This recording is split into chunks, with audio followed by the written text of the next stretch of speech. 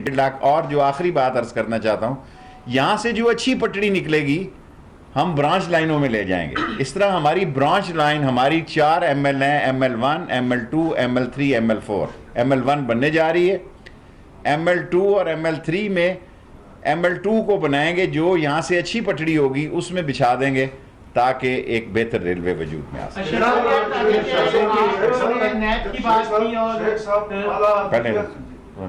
नैब की बात की, नवाज शरीफ के नाम पे अपने जमान वारंट गिरफ्तारी जारी की, आज से दाई साहब पे वारंट गिरफ्तारी जारी हो चुकी है। क्या सियासी मुस्तकबिल झाड़ू फिर जाएगा इलेक्शन से पहले पहले। जो फैसला चीफ जस्टिस साहब ने किया है, मैं नहीं समझता दुनिया में यही एक सिस्टम चल सकता है कि फौरी इंसाफ मिले और ये लोग रोज आपके आधे टीवी प्रोग्राम ही खत्म हो जाएंगे, आपको वो इंटरटेनमेंट शुरू करनी पड़ेगी, क्योंकि एक दूसरे पे मलबा डालना, मनी लॉन्ड्रिंग, पैसों का ये corruption, dishonesty, corrupt, dishonest, sluggish, extra waiting, extra vacant, ये सारे प्रोग्राम एक पाकिस्तान बदलने जा रहा है चीफ जस्टिस के फैसले के बाद।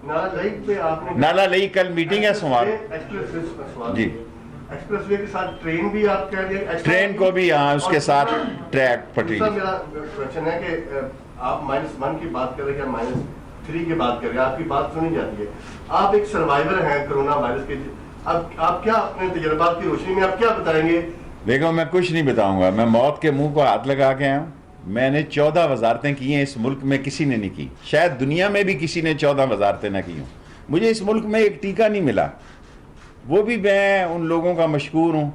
क्या कहते हैं, NDMA जनरल अफजल ने 8 टीके मेरे लिए मैनेज किए और 2 प्लाज्मा, वरना मैं तो 14 वजारतें मैंने इस मुल्क में की हैं, ये 14वीं मेरी वजारत है।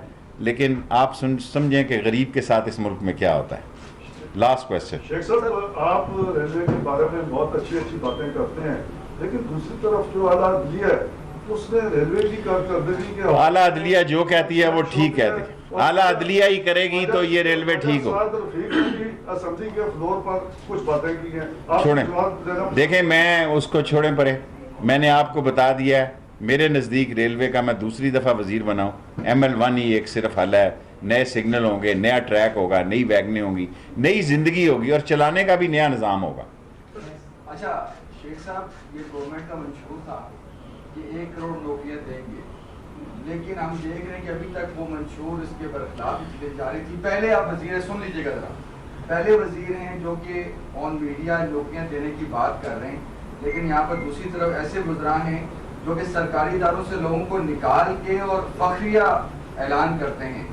नौजवानों को बहुत सी उम्मीदें। मुख्तसर सवाल देखें, मैं जवाब देखें। चीफ जस्टिस साहब ने फरमाया कि शेख रशीद 1 लाख नौकरियां कहां से देगा। मैं चीफ जस्टिस साहब ने जितना बड़ा फैसला किया है, मैं उनको जहां सलाम पेश किया है, ये इंफ्रास्ट्रक्चर के लोग हैं जिसकी पेमेंट चीन ने कर दी और पैसे नहीं ख़त्म होते। चीन ने इसने 12-14 सालों में इन पैसों को शामिल किया हुआ है। सो हम 1 लाख से 1.5 लाख लोगों को भी रोज़गार दे सकते हैं। इसका रेलवे पे बोझ नहीं है, इसका उन ठेकेदारों पे बोझ है जिन्होंने उनके साथ ये कंस्ट्रक्शन ग्रुप है सारा। तो बाकी जो निकाल रहे हैं उनसे सवाल करें। जी सर। पिंडी में पानी का मसला भी है, नई एक्सप्रेसवे की आपने बात की अच्छी, लेकिन पिंडी के बहुत से इलाकों में आज भी पानी के शदीद मसाइल है, खैरबान से। शुक्र करो पिंडी के मसाइल कराची वाले नहीं है, वरना पिंडी वाले तो 2 मिनट में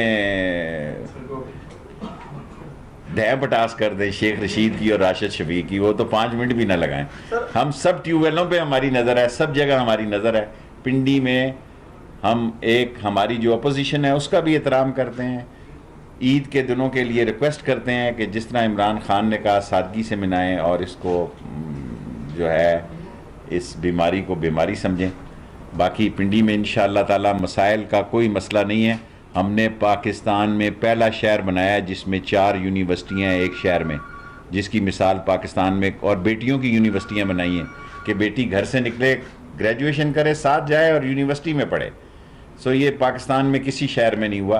पानी ठीक है, हर चीज़ ठीक है, बदमाशों को नकेल डाल के रखी हुई है। किसी बदमाश की जरूरत नहीं है कि वो पिंडी में गर्दन उठा के चल सके। ABC की उनको तौफीक ही नहीं है। शहबाज शरीफ मेरी पार्टी का आदमी है, जैसा कहूँगा वैसा करेगा। Thank you very much.